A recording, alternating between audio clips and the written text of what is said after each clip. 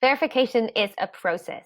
There isn't necessarily a recipe or a set of steps that you can follow to verify any content that you find online. It's about asking a bunch of questions and trying to piece as many of the clues together as possible to get your answer. And we normally approach verification by asking 5 main questions, or the 5 pillars of verification. So number 1 is provenance.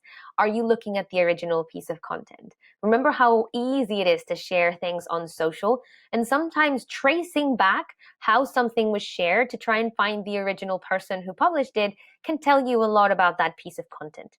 Number 2, if you manage to find the first person who put it on the internet, who are they? What do they do for a job? Can you get in touch? Can you ask any questions? Number 3, when the actual content was posted.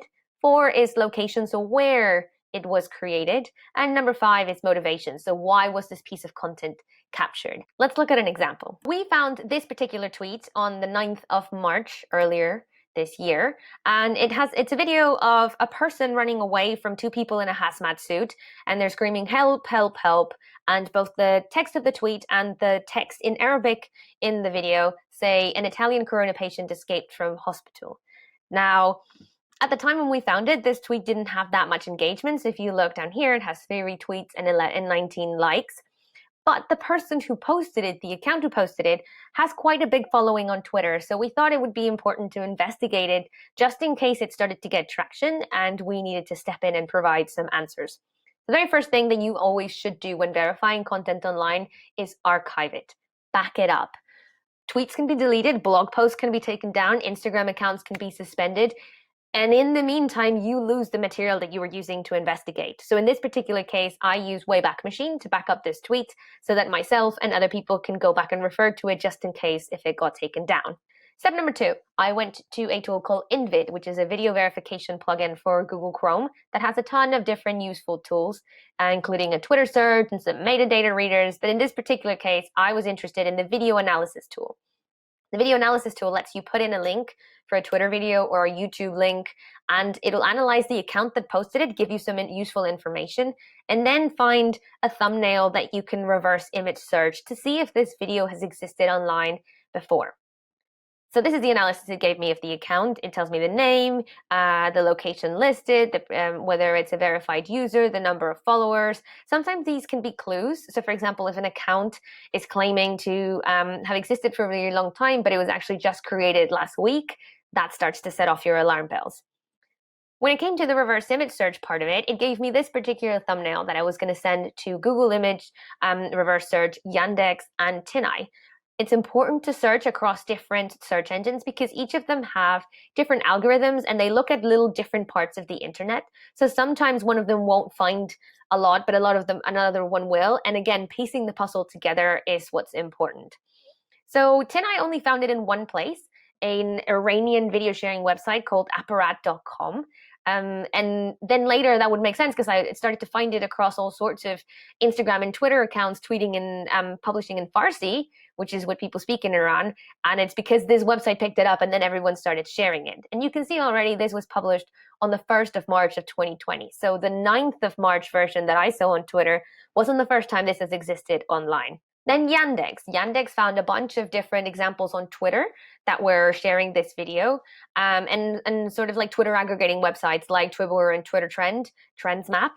And that was able to give me a bunch of other spaces where it had been shared online. Google Images found it on 9gag, which is a website that people use to share funny memes and content. A bunch of other Twitter accounts, TikTok, Instagram, Reddit, and different places. So what I did was I went through and opened as many of these links as I could, trying to see if I could find, number 1, the original person who posted it, the oldest version I could find, and also the highest resolution video, because some of these are really pixelated because they've been reshared and recropped.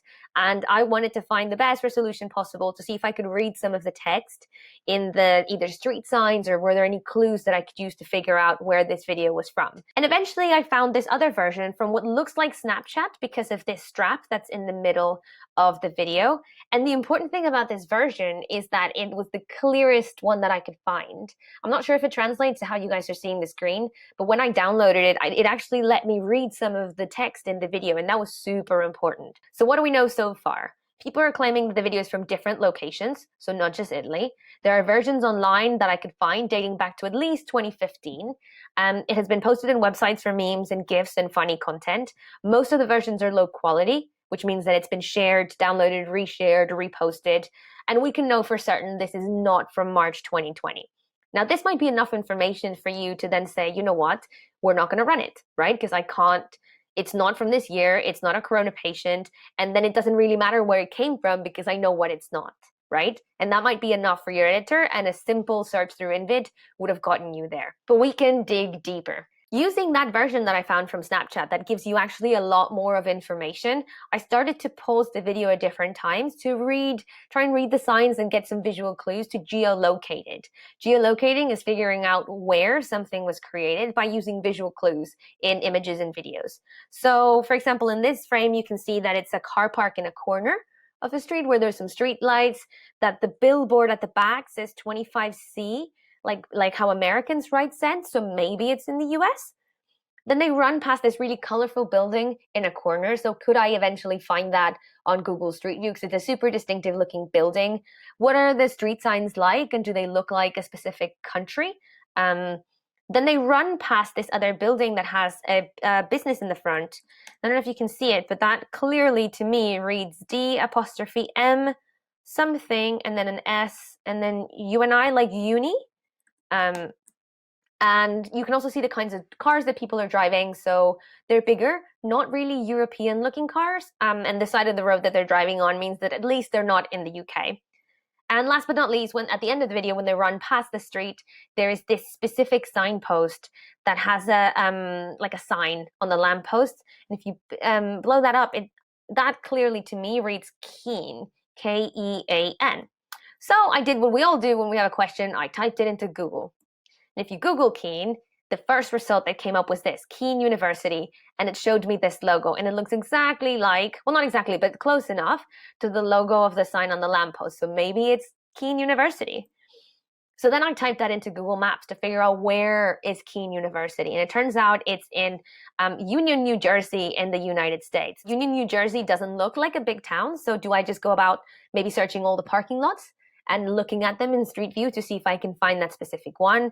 Just using Google Street View to explore and walk around? Do I search for that colorful building on the corner? Or maybe the advert that had 25C? Or what about the business? D''M something, uni, and then an end of a word.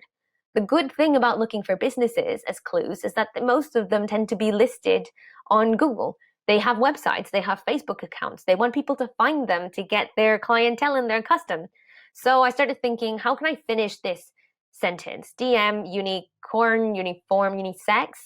Maybe unisex because it's like a hairdresser's, like a place where they cut your hair. So I went to Google again and typed D''unisex, Union, New Jersey.